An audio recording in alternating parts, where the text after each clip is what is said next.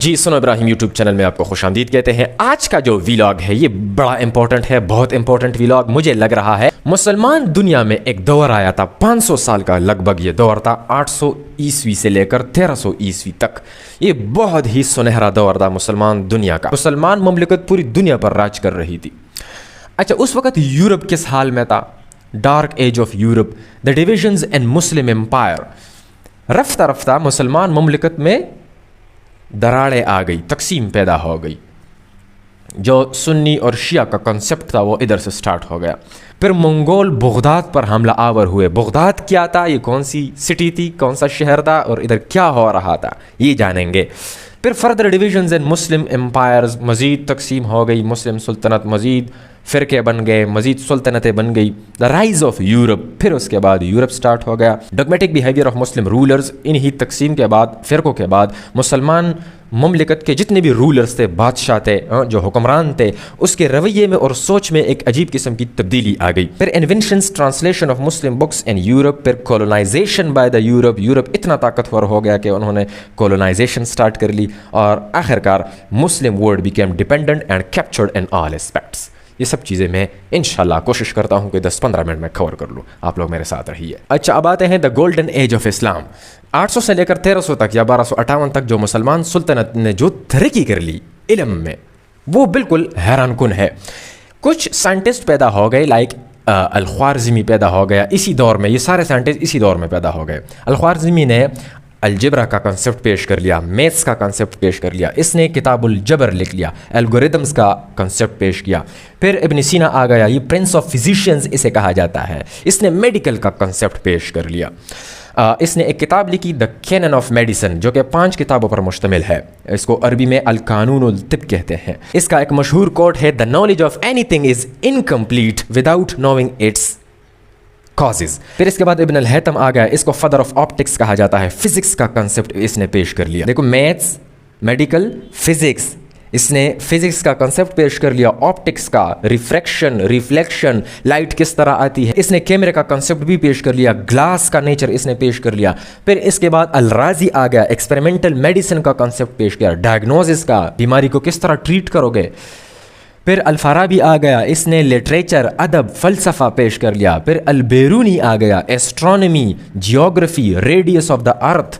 ان scientist نے جو کتابیں لکھی یہ ہینڈ ریٹن تھی، ان کے شاگردوں نے جو لکھی سب ہاتھ پہ لکھ رہے تھے، کوئی مشین نہیں تھی۔ اور جو یورپ تھا وہ اس وقت ڈارک ایج میں تھا، تاریکیوں میں ڈوبا ہوا تھا، یورپ کو کچھ پتہ نہیں تھا علم وغیرہ کے بارے میں۔ یہ سارے سائنٹسٹ اسی دور میں پیدا ہو گئے اور وفات ہو گئے اور ختم ہو گئے، لیکن ان کے جو شاگرد تھے اور ان کا جو کنسپٹ تھا وہ اس بغداد ریسرچ سینٹر میں گھومتا رہا۔ اب ان 500 سال کے سنہری دور کے بعد مسلم سلطنت پر زوال آ جاتا ہے۔ 1257-1258 یہ دور ہے، اور منگول قوم ہے، ہلاکو خان کی لیڈرشپ میں یہ لوگ آتے ہیں اور بغداد پر حملہ آور ہو جاتے ہیں اور پورے بغداد کو تباہ کر لیتے ہیں۔ بغداد چونکہ ریسرچ سینٹر تھا، one of the most latest research centre تھا ان دیٹ ایرا۔ اور ان میں سے جو بیت الحکمہ تھا، جو بڑی لائبریری تھی جن میں ریسرچرز، اسکالرز، فلاسفرز بیٹھے ہوتے تھے، وہ لائبریری انہوں نے ختم کر لی، گھرا لیا، سب کچھ مار داڑ کر لیا۔ اسکالر جو ادھر بیٹھے ہوتے تھے، اسکالر کر لیا، اسٹوڈنٹس کو ختم کر لیا، ریسرچرز کو ختم کر لیا، اور جو بکس یہ لکھتے تھے، میگزینز، آرٹیکلز، نوٹس، فلسفہ، سائنس، جتنے بھی بکس تھے اس بغداد ریسرچ سینٹر میں، وہ سب اکٹھے کر کے انہوں نے ایک دریا میں ڈال دیے جسے ٹیگرس ریور کہا جاتا ہے۔ اب چونکہ مشین، لیپ ٹاپ، فوٹو اسٹیٹ، یہ سب چیزیں تو ہے نہیں، سارے ہینڈ ریٹن بکس ہے، تو یہ بکس چلے گئے دریا میں اور بک کے لکھنے والے ختم ہو گئے، ہلاکو خان نے ختم کر لیے، تو پورا سائنس ایک دم جم گیا، اسلامک ورلڈ میں رک گیا، ترقی ایک دم رک گئی۔ اور اس واقعے سے پہلے یورپ میں ہمارے یہی سائنٹسٹ کے، ابن سینا، ابن الہیثم، ان کے بکس لیک ہو چکے تھے، لوگ لے گئے تھے ان کے بکس، اور یورپ میں اس کی پڑھائی سٹارٹ ہو گئی تھی۔ اس کو سمجھنے کی کوشش کر رہا تھا یورپ کہ ان لوگوں نے کیا لکھا ہے، یہ تو کچھ عجیب و غریب قسم کی کتابیں ہیں اور حکمت کی بری ہوئی کتابیں ہیں۔ انہوں نے اس عربک بکس کو، عربی زبان میں لکھے گئے ہمارے یہ 6-10 سائنٹسٹ کے کتابوں کو یونانی زبان میں اس کا ترجمہ شروع کر لیا۔ اب ایک ریولوشن آتا ہے جو کہ میں آلریڈی بتا چکا ہوں. جو پرنٹنگ پریس ایجاد ہوا 1445 میں، یہ یورپ میں تو پھیل گیا، لیکن مسلمان سلطنت میں 250 سے لے کر 300 سال تک اس مشین پر پابندی تھی. یہ ڈیٹیل میں بات کر چکا ہوں ایک ویلاگ میں، اس چینل میں پڑھا ہوگا. 1727 میں اس کی اجازت مل گئی، پھر ابراہیم متفرقہ آ گیا، مولوی بیٹھ گئے، سب چیزیں وہ میں کر چکا ہوں وہ باتیں. اس پابندی کی وجہ سے اس کو ڈوگمیٹک بیہیویئر کہا جاتا ہے. جو سائنٹسٹ تھے، جو ادھر پہ اوٹومن امپائر تھا مسلمان سلطنت کا، یہ اس اوٹومن امپائر کے جو حکمران تھے وہ ڈوگمیٹک بیہیویئر کا شکار تھے. وہ ڈرتے تھے ٹیکنالوجی سے. اب دیکھو بغداد میں جو ہم نے انوویشنز کر لیے، بغداد میں ٹیکنالوجی کو ہم نے انٹروڈیوس کر لیا. دو باتیں ہیں، یا تو یہ اپنے عوام سے ڈرتے تھے کہ ایسا نہ ہو کہ ہمارے عواموں میں شعور آ جائے اور پھر ہم کو حکومت کرنا مشکل پڑ جائے، اور بعض اوقات کہتے ہیں کہ یہ اس مشین سے ڈرتے تھے کہ ایسا نہ ہو کہ ہمارے اسلامی دستور میں جو قانون ہے، جو قرآن ہے، جو ادر اسلامک بکس ہے، ان میں اس مشین کی وجہ سے مس پرنٹنگ ہو جائے. دو باتیں ہیں، لیکن یہ ڈر اور یہ خوف پیدا ہو گیا حکمرانوں میں، جس کو ڈوگمیٹک بیہیویئر کہا جاتا ہے. ڈوگمیٹک بیہیویئر، اس کا سیدھا مطلب یہ ہے کہ میرا باپ مجھے کہے کہ یہ ایک گلاس پانی ہے، لیکن تم نے آدھا پینا ہے اور آدھا گرانا ہے. میں نے کہا اوکے ٹھیک ہے. میرا باپ وفات ہوا، اس کے 50 سال گزر گئے. میں اب اپنے بچوں کو یہ کہہ رہا ہوں کہ آدھا پینا ہے، آدھا گرانا ہے. میرے بچے پھر آگے جا کر وہی فارمولا، سیم چیزیں اپنے بچوں کو ٹرانسفر کر رہے ہیں. لیکن ان بچوں میں سے اگر ایک بچہ سر اٹھائے اور کہے کہ ابو پورا گلاس کیوں نہیں پی سکتے، یا اگر ہم پانی بالکل پیے ہی نہ، تو کیا ہو جائے گا؟ اس پر ایک دم اٹھے گا اس کا باپ اور کہے گا چپ، خاموش، اس میں باتیں نہ کرو، بس جو آپ کو کہا گیا ہے اسی پہ فالو کیا کرو.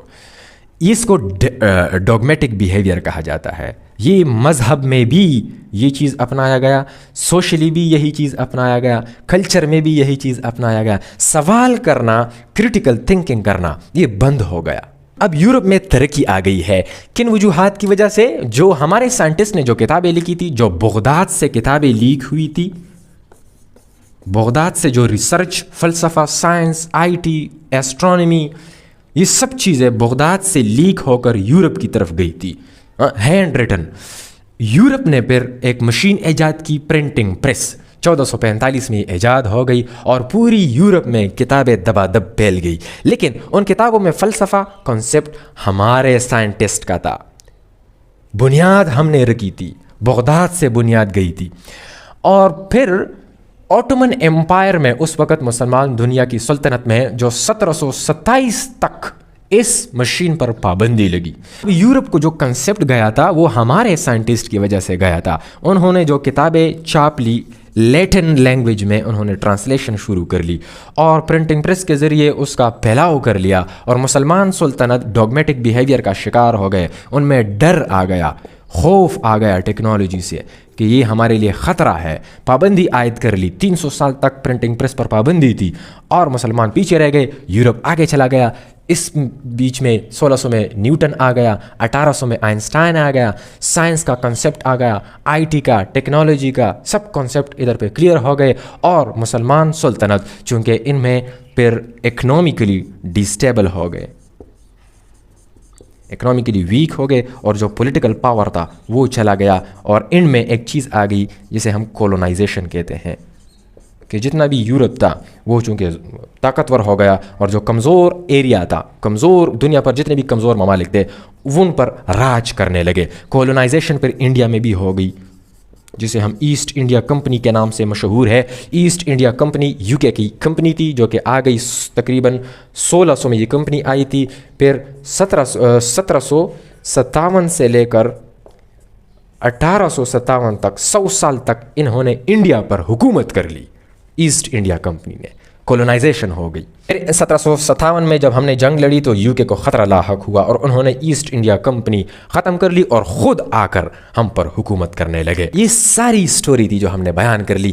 پیغمبری دور کے بعد मुसलमान सल्तनत का इकट्ठा हो जाना, फिर इनमें से इनोवेशंस, बगदाद की तरक्की, फिर मुसलमान सल्तनत में फ़िरके बनना, 2, 3, 4, 5, फिर मंगोल का आना, बगदाद को ख़त्म कर लेना, फिर यूरोप में हमारा कॉन्सेप्ट, हमारी किताबें चले जाना, यूरोप में उधर प्रिंटिंग प्रेस का आना, उसी कॉन्सेप्ट, उसी किताबों का फैलना, और मुसलमान दुनिया में डॉगमेटिक खौफ और डर फैल जाना, टेक्नोलॉजी से डर, इनोवेशन से डर, क्रिटिकल थिंकिंग से डर, बस अपने रिवाज, अपनी कल्चर को जारी रखना, और रफ्ता रफ्ता मुसलमान दुनिया हो गई इकोनॉमिकली डिस्टेबल, और चला गया उससे ताकत, और उसमें आ गई कॉलोनाइजेशन। यूरोप इतना ताकतवर हो गया कि वो हम में घुस गया। यही वजह है कि अभी हम अरबी ममालिक को देख रहे हैं, उधर पे क्या हो रहा है, बाकी मुसलमान दुनिया को देख रहे हैं कि उधर पे क्या हो रहा है, और ये कितने स्पीड से आगे जा रहे हैं as compare to Europe. Thank you very much. हमारे यूट्यूब चैनल को सब्सक्राइब करें। शुक्रिया।